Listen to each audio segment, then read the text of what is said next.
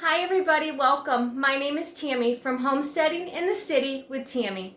If you are new here, thanks for stopping by and watching my video. If you've been here before, I appreciate you coming by every week to watch the new videos that I put out. This week's video, we are going to be doing something that I have never done before, and that is making seedless raspberry jam. If this is something that interests you, stick around. Okay, welcome back. We are in my kitchen again, and I have got my KitchenAid mixer out, and I've got the attachment on my KitchenAid mixer because I am going to try to put my raspberries through my KitchenAid mixer, which this is a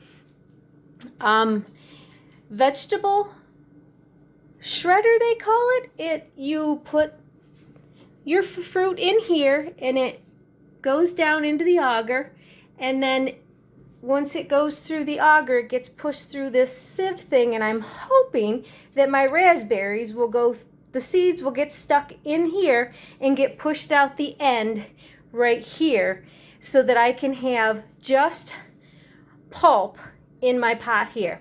That's going to be the experiment that we're going to do today, and I've never done it. I'm going to try it with you guys, and I'm actually using my frozen raspberries. And you are absolutely definitely able to use frozen raspberries to make jam, or any frozen fruit to make jam.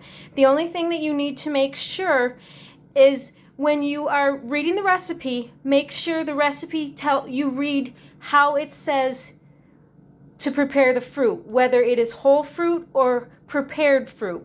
If it is whole fruit and you are using frozen berries, you need to measure them out while they are still frozen so that you can get as close to a true measurement of fresh fruit as possible.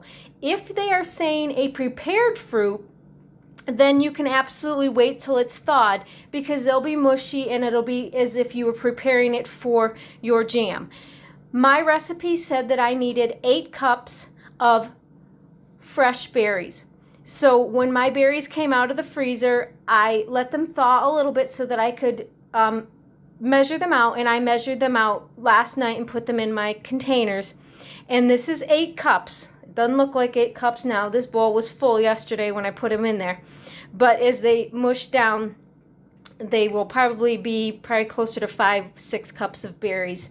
The other thing it said in the recipe for putting your raspberries through a sieve is to have the berries warmed so that they will be soft. Well, I think my berries are soft enough. I don't think I need to have them warm to do this.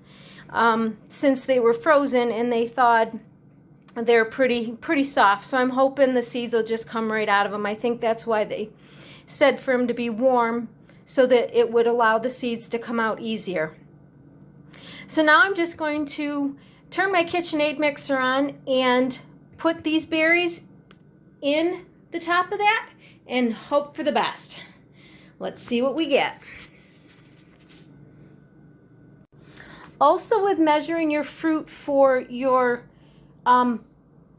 recipe, the reason that you need to measure whether it is fresh fruit or prepared fruit is you need to have the correct consistency of sugar, berries, and pectin to allow the jam to set when it is done. If you have too much fruit, you will not be able to have, the jelly will not set. Okay, so I just poured that 1 container into my measuring cup to pour it in there, and 8 quarts of fresh berries equals about 4 cups of crushed berries. So that's why it's really important to make sure you know how much fruit you are using for your pectin, so you can get everything to set and gel up the way it's supposed to. Okay, so let's turn our KitchenAid mixer on and let's see what we get.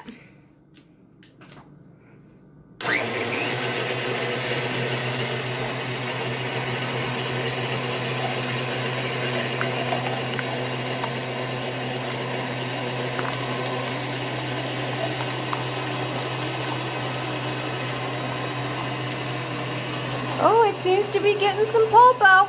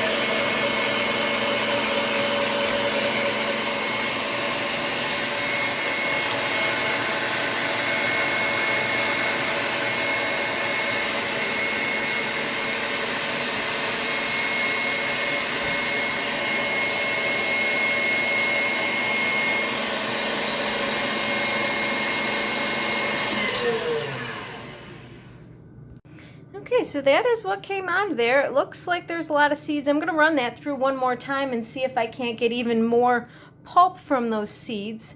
But it looks kind of thicker than jelly. So this is something new. It kind of looks pretty cool. Even if it gets 50% of the seeds out, I would be thrilled, because I really love raspberry jam and sauce and stuff like that, but I really don't like those seeds stuck in my teeth. So we're going to turn it on again, and we're going to put this through and see if we can't get it to be just more seeds and less of the pulp that's with them.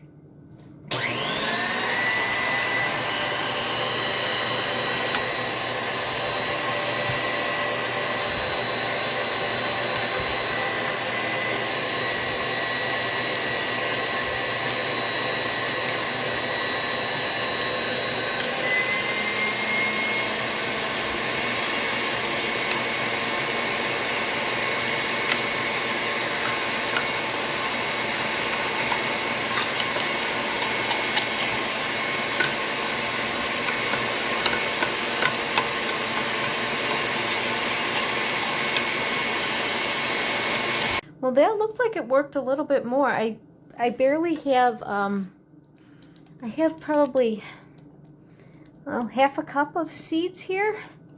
I think it was closer to a cup. I'm going to do it one more time and see if I can't get even more of the pulp from the seeds. See, we have, can you see that? It's right around half a cup of seeds here. So we'll see what we get the next time we do it.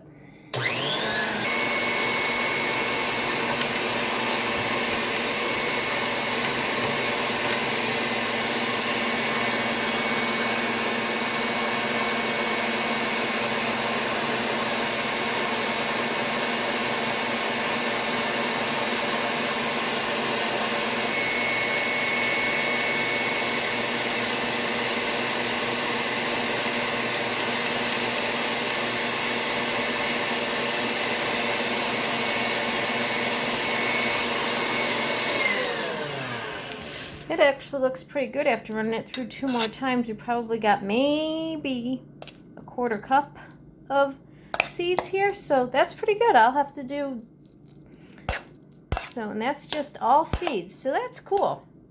Well, that little experiment did work. So now we can go on getting it ready for cooking it down for our jam. Okay, so now that we have our jam ready, there's still some seeds in there, but not as many as there was. We got a lot of the seeds out, so this will be pretty good. There'll be hardly any seeds in there. If you're using pectin, you need to follow the recipe for the pectin directions on the package and do exactly what that says. This one calls for putting the pectin in now and bringing it to a boil and boiling it. Then once it's boiling, then I can add the sugar and stir that in and bring that to a boil for 1 minute till it doesn't boil down, so you can't stir it down. So I will start all that and I will show you what that looks like. So while this is coming to a boil, this is you take the time to get your jars ready, because it'll take a little bit once if this is cold and different things. So it takes a little bit for this to come to boil. You want to be stirring it every so often. You don't have to stir it constantly. When it starts to boil, you do need to be stirring it constantly, so you can't deal with your jars and stuff like that. So you want to make sure you get your jars washed, and if you have, they need to be heated while they are to stay warm, because you're putting hot liquid into the jars. So you need to make sure your jars are hot. And then you can get your canner going with water and get it on the burner and get that getting to be warmed up, so that when you put your jars are warm, you'll put hot liquid into the warm jars, and you'll put the warm jars into warm water, which keeps the temperature even so that it doesn't take so long when you water bath.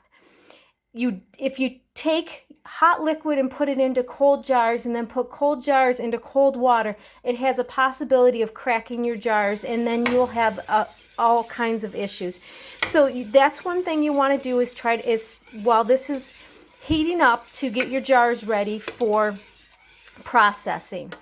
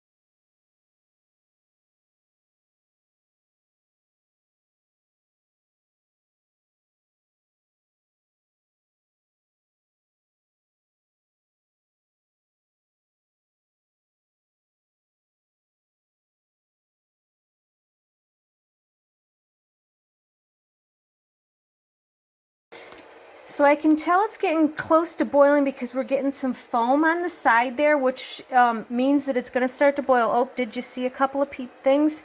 It's starting to bubble there. So it is starting to boil. So I just got to get it to boil a little bit harder, not too hard, but just bring it to a boil so that it actually is all boiling.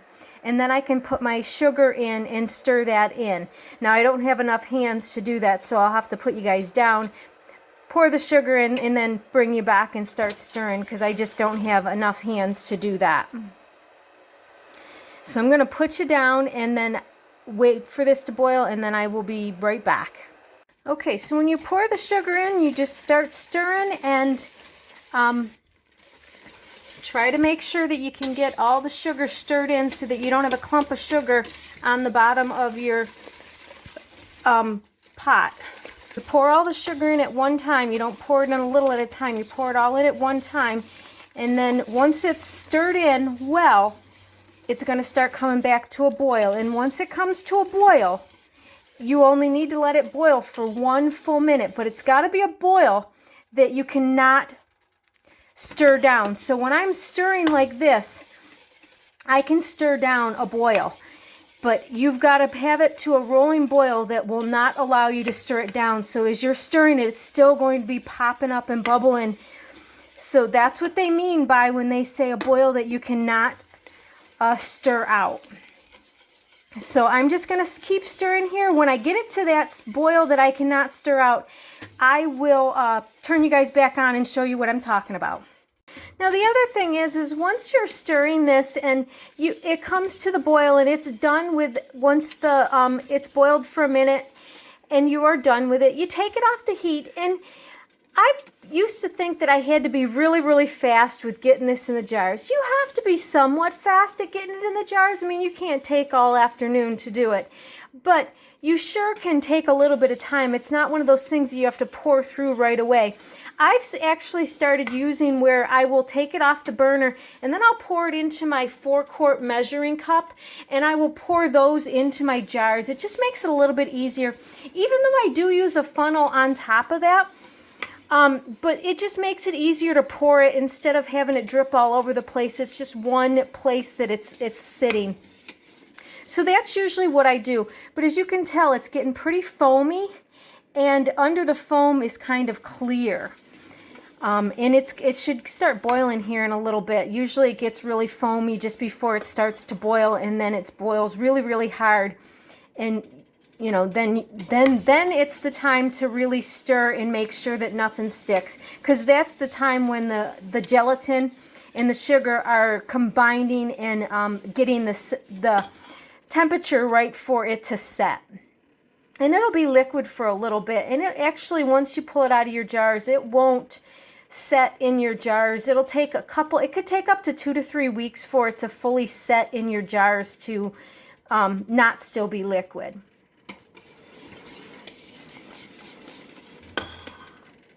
Okay, we are starting to boil here. So let me see if this is a boil that I can... Yep, this is my boil. See, because I stir, and as soon as I stir, it's boiling right back up. So this is my boil for that I can't stir out, but I gotta stir the whole entire time. So I got my timer going for a minute. It only needs a minute of this. So you don't want to do more because you'll end up cooking your jam and jelly right to the bottom of your pot. So you've got to make sure that you really read your directions when you are doing jams and jellies with pectin and stuff like that, because this, pectin is totally different from just using no pectin jam. When you do a no pectin jam, the recipes require you to boil it for like 5 minutes with the sugar in it and everything. This is 1 minute for the pectin to really take effect. So see how I can't even stirring as fast as I am, I can't stir that boil down. So that's exactly what you want. And you got to make sure you do it for the minute. You can't do it less. You could probably do it a little bit more. It wouldn't hurt it for a little bit more, and I might do for a little bit more just because it wasn't probably at a full boil when I started my timer. But I don't want to do it for too much longer than that because I don't want to ruin my jam. Okay, so that's good. I'm going to turn you off so I can get it off the stove. Okay, so now that I have it off the stove, that's pretty much what it looks like. It's just kind of foam in there. I'm going to pour it into my jar, or in my measuring cup here, and then I'm going to start pouring it into my jars. Now my jars are still in my hot water, sitting in there, so I'm just going to pull them out. This is the funnel I use, so I'll pull them out, set them up there, let them drain a little bit to get some of the water out of them, and then I will flip them over and I will start putting the jam inside them. So that's all I do to do that. It's really relatively simple, but like I said, you don't have to hurry I can't be all afternoon trying to take these out of there or anything. It will set pretty quick, but you've got a little bit of the time to do it. I usually put my jars, put a dozen of them there, let them drain for a minute, flip them upside down, and start with pouring stuff in. Well, somewhere along the line, I lost the video for putting the seals and the rings onto my jars. So the first thing, once you get done filling your jars with your jam, you need to take a wet cloth and run around the top of the jar to remove any residue that might be on there, which will compromise the seal from sealing. So once you do that, then you can take the seal and set it on top of the jar and then tighten the ring down. You want to make sure that the ring is tightened only finger tight. That way you don't over tighten them and compromise the seal. Okay, so here's my jar full of, or my quart measuring cup full of liquid, and I'm just going to put it into my jar, and I usually fill it. Oops, if I show you what I'm doing. I usually fill it to the bottom of where my funnel is, right here, right on the bottom of my funnel there. That'll gives me a good enough headspace in my jars when I go to fill them. So that gives me enough. Oop, that one's a little bit too full. I guess I can't do it and watch through the camera. I'm not that talented yet.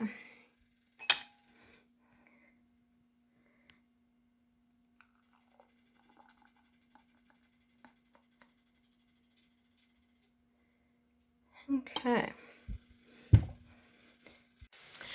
Okay, now that we have our stuff in the canner, so there's my jars in the canner. There's a little over an inch of water above the jars. I've got my lid going, and I'm going to close that up and let that start. Once it comes to a boil, then I can start processing it with my timer, and it needs 10 minutes after it starts coming to a boil.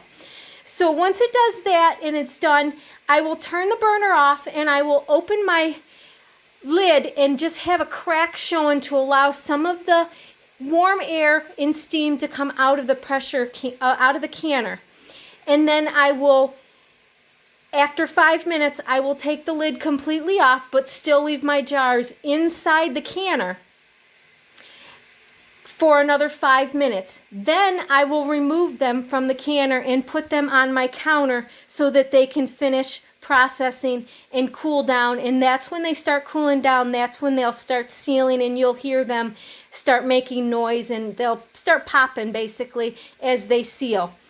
But you definitely don't want to put when you put your rings and your lids on, you want to make sure that you get your ring on there correctly. Don't cross thread it or anything. Make sure it's sealed down there, because if this ring does not touch the top of the jar with this seal does not touch the top of the jar with the ring, it will not seal, because they've got to make contact in order for this rubber to change and blend to the top of the jar.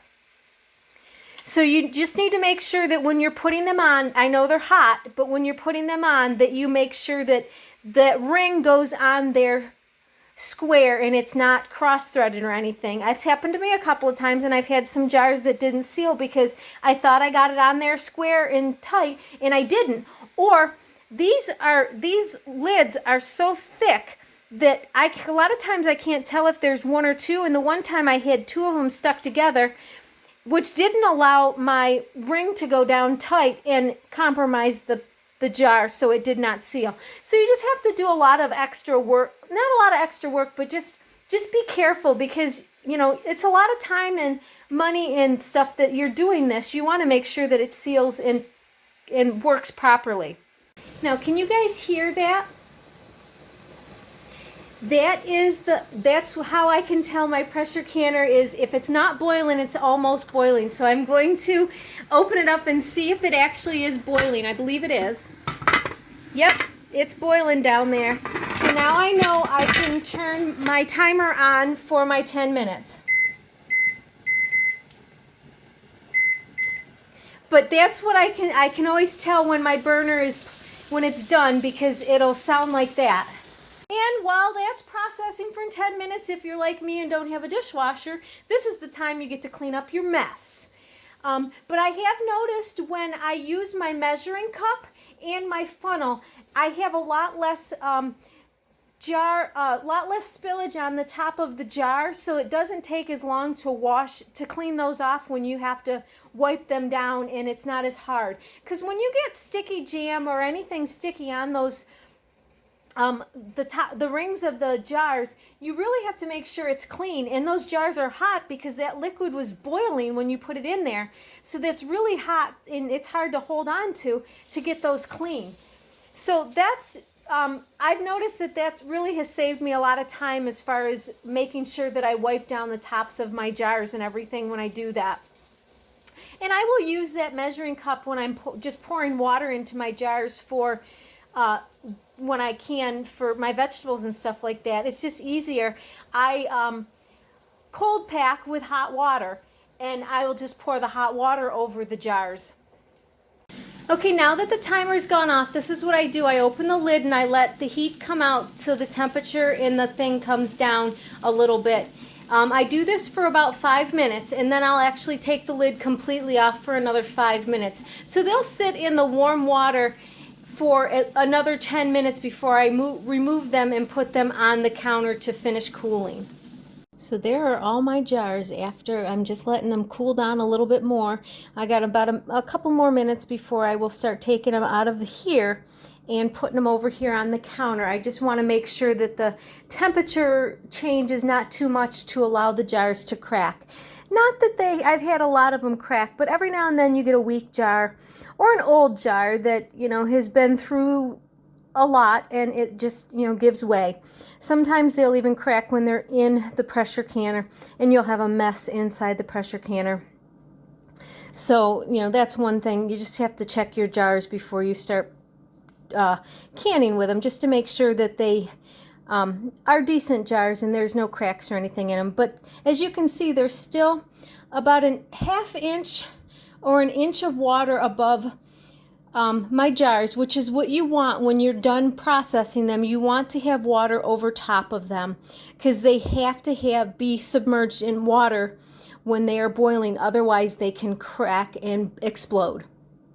So they're now out of the canner. I'm hoping one of them will seal here soon and you can hear it. They've been sealing rather quickly as I'm pulling them out. But as you can see, oh, did you hear that click? There was one seal. This one here has not sealed because it still is puffed up. But like this one did, the indent is down. This one has not sealed. Oh, there's another one. This one sealed. Oh, this one just did right here next to me. This one still has not. But you can see how when they seal, the indent goes down. So this one still has not sealed. And I think that is the, oh, nope, this one here has not sealed. Oh, there it went. As I was talking about it, it went down. So I think this is the only one right here that has not sealed yet.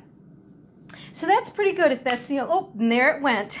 As we were watching it, it went down. So they all sealed. Some of them were sealing as I was pulling them out of the water. Some of them were sealing when they were still inside the water.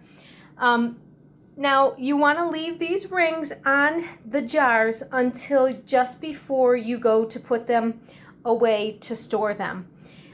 This will allow that seal to really marry to the lid so that it'll have a good suction while they cool down. You don't want to put them away until they're completely cooled. Usually I leave mine on the counter here till tomorrow afternoon probably is when I'll actually get to put them away. And then I will write what it is and the date on the top of it. Now again, the date is not really an expiration date. The date is just so you know when it was processed. But you definitely want to make sure that you take this ring off when you store them. This way, if the seal does give way, it will unseal and you'll know immediately that the jar is bad. By having the ring on there, it holds it down and it will keep it there. And then tomorrow I'll show you, after I take the rings off, I'll show you what you're supposed to do to make sure that they actually physically did seal well. So I'll show you that tomorrow when I get ready to put these away. Well, we're back the next day, and I wanted to show you guys how to store your canned goods so that they will last for a little bit longer.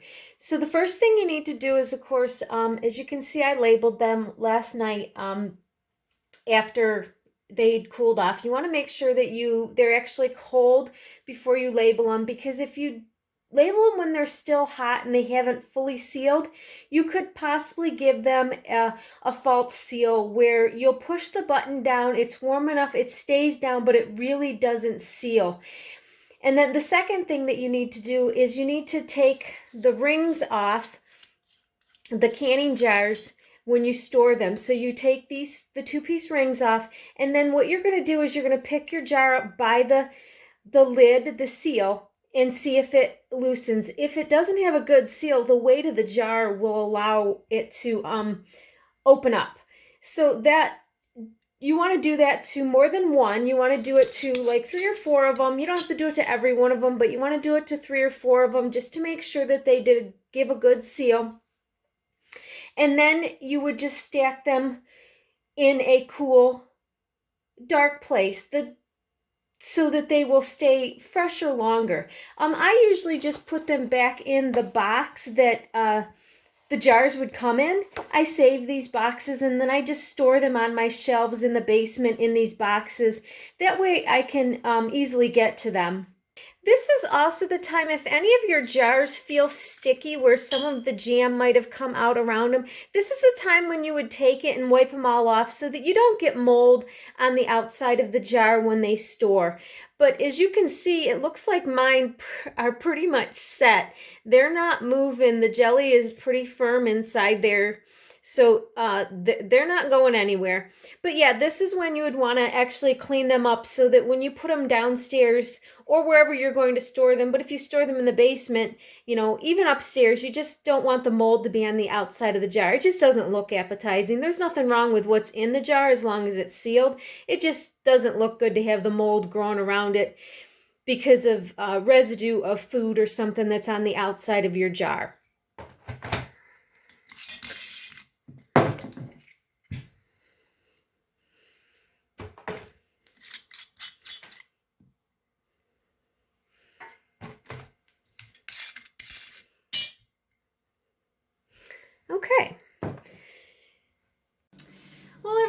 that's it for this week's video. I hope you enjoyed the tutorial on how to make seedless raspberry jam. I know that I really enjoyed making it, and it was a fun experience that I had never done before. So hopefully that was something that you enjoyed. If you did enjoy this video, please subscribe, hit the notifications and the like button. Those are ways that you can let YouTube know that you enjoy this content, and they will promote my videos a little bit more. And always ask questions. I'm willing to answer any questions that are out there, so please feel free to ask me some questions. And I hope you enjoyed watching my video. And as always, I'll see you on the next one. Have a wonderful week. Bye.